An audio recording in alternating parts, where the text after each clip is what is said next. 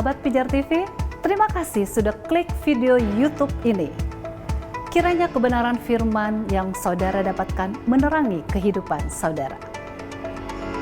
Untuk mudah menyaksikan video-video lainnya dan mendapatkan update dengan cepat, klik subscribe. Jangan lupa, berkat Tuhan jangan disimpan sendiri.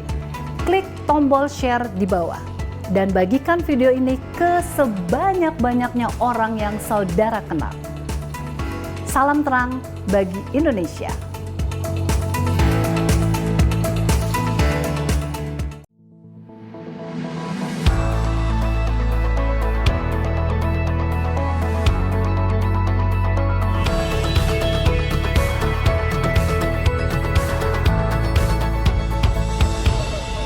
Shalom sahabat pijar.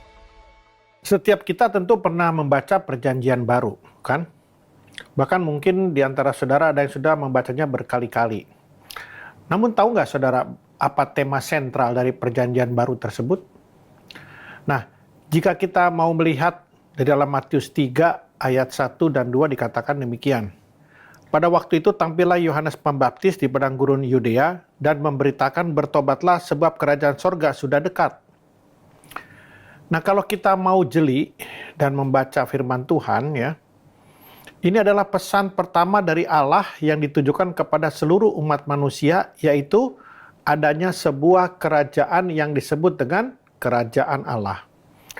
Kemudian kalau kita baca di dalam Matius 4 ayat 17 dikatakan, sejak waktu itulah Yesus memberitakan, bertobatlah sebab kerajaan sorga sudah dekat.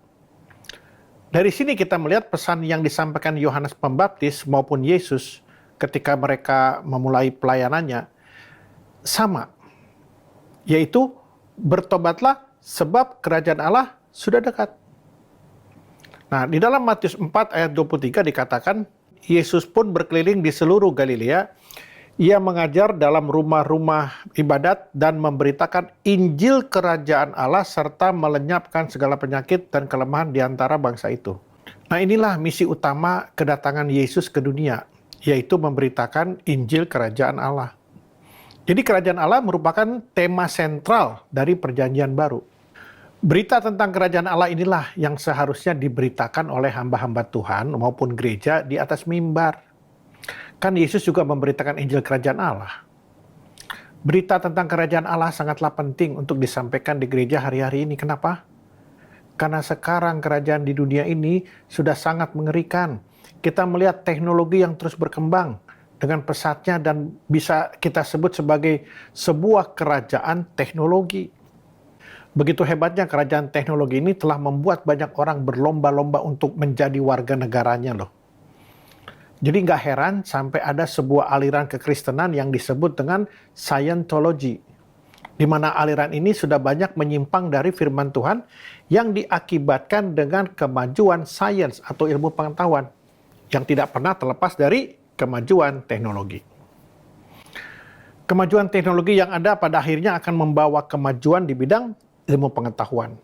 Sadar atau tidak sadar akan membawa manusia meragukan eksistensi Tuhan. Ilmu pengetahuan akan membuat manusia lebih mengedepankan logika daripada iman. Artinya begini, segala sesuatu yang merupakan kehendak Tuhan dalam hidup kita akan diabaikan kalau memang hal tersebut tidak sejalan dengan logika manusia. Saya ambil contoh ya. Kalau misalnya firman Tuhan berkata, ampunilah musuhmu dan doakan mereka. Apakah ini masuk logika manusia? Tentu tidak. Jadi jangan heran dengan kemajuan teknologi, manusia akan lebih kejam dan lebih egois. Lihat aja sekarang perang Rusia dan Ukraina yang sekarang masih berlangsung. Apakah manusia semakin mengasihi? Enggak. Bahkan cenderung semakin kejam. Nah, gereja dalam hal ini memiliki tanggung jawab yang besar untuk membangun iman jemaatnya dan bukan membangun tembok-tembok denominasi yang semakin tinggi. Gereja sebagai tubuh Kristus harus bersatu untuk mengalahkan kerajaan teknologi tadi itu. Ingat, tema sentral perjanjian baru adalah tentang kerajaan Allah. Tema inilah yang seharusnya terus disampaikan oleh gereja dan hamba-hamba Tuhan di atas mimbar. Jadi kalau ditanya, kerajaan Allah itu apa? Kerajaan Allah berbicara tentang keselamatan, yaitu karya keselamatan yang sedang Allah kerjakan sampai saat ini melalui anaknya Yesus Kristus. Nah, kalau kita melihat dari Matius 4 ayat 23, ya, dikatakan Yesus memberitakan Injil Kerajaan Allah. Berita Injil Kerajaan Allah sama dengan berita keselamatan. Jadi sebetulnya inti pengajaran Yesus yaitu tentang keselamatan. Yesus datang ke dunia yaitu untuk menyelamatkan. Itu sebabnya Yesus disebut sebagai juru selamat. Nah, menurut Injil Sinoptik, kerajaan Allah itu merupakan pemerintahan Allah yang telah memasuki zaman ini. Melalui apa? Melalui kehadiran Yesus dan akan menjadi sempurna di saat kedatangan Yesus yang kedua kalinya. Sering kita mendengar bahwa kita adalah warga negara kerajaan Allah. Lalu apa artinya ketika dikatakan kita adalah warga kerajaan Allah? Sesungguhnya inilah mujizat terbesar yang kita dapatkan. Mujizat terbesar itu bukan sakit jadi sembuh, miskin jadi kaya, bukan. Itu nilainya sementara. Mujizat terbesar adalah ketika kita menerima keselamatan di dalam Yesus Kristus. Ketika hidup kita sebagai warga negara kerajaan Allah. Ingat, sebagai warga kerajaan Allah, kita itu dipilih loh. Bukan kita yang memilih menjadi warga kerajaan Allah, bukan. Keberadaan kita tidak mungkin kita memenuhi syarat untuk menjadi warga negara kerajaan Allah. Itu sebabnya Alkitab mengatakan bahwa keselamatan kita peroleh tanpa syarat apapun, hanya semata-mata kasih karunia. Nah, kalau kita sudah menjadi warga kerajaan Allah, maka selalu ada konsekuensinya di mana kita harus bertanggung jawab dengan status baru kita tersebut sebagai warga negara kerajaan Allah. Nah, bentuk tanggung jawab yang Paulus sampaikan kalau kita baca di dalam Filipi 2 ayat 12 dikatakan demikian. Hai saudara-saudaraku yang kekasih, kamu senantiasa taat. Karena itu tetaplah kerjakan keselamatanmu dengan takut dan gentar. Bukan saja seperti waktu aku masih hadir, tetapi terlebih pula sekarang waktu aku tidak hadir. Hati-hati dalam menafsir ayat ini. Bukan berarti kita harus melakukan sesuatu supaya kita bisa selamat. Bukan ya. Kerjakan keselamatan dalam konteks ayat ini adalah menunjukkan kepada tindakan-tindakan ketaatan kita mulai sejak kita menerima Kristus sebagai Tuhan dan Juru Selamat sampai Tuhan membawa kita masuk di dalam kerajaannya. Nah sekarang, apa makna kerajaan Allah? Yang pertama, kerajaan Allah merujuk kepada kehadiran Kristus di dalam dunia ini.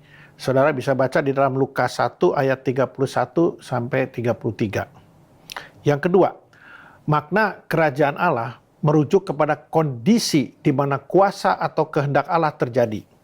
Saudara bisa baca di dalam Matius 12 ayat 28. Nah, ketika ada kuasa Allah, dalam konteks ini kuasa mengusir setan, ya misalnya, itu disamakan dengan kuasa kerajaan Allah. Sehingga kuasa atau kehendak Allah terjadi atas orang tersebut. Kemudian yang ketiga, makna kerajaan Allah merujuk kepada sebuah tempat. Saudara bisa baca di dalam Kisah Rasul 14 ayat 22. Dalam ayat ini dikatakan untuk masuk ke dalam. Ini artinya bicara tentang apa? Tempat. Misalnya masuk ke dalam rumah, masuk ke dalam kerajaan Allah. Dalam konteks ini berbicara tentang suatu tempat. Tempat yang kekal, yaitu langit baru dan bumi baru. Nah, sebagai tema sentral dari perjanjian baru, gereja bertanggung jawab dan fokus untuk membawa umatnya masuk ke dalam kerajaan Allah dan membimbing umat untuk bertanggung jawab atas status baru tersebut, yaitu mereka sudah menjadi warga kerajaan Allah. Saudara terkasih, kita adalah terang bagi Indonesia. Oleh karenanya, jaga terangmu. Tuhan Yesus memberkati.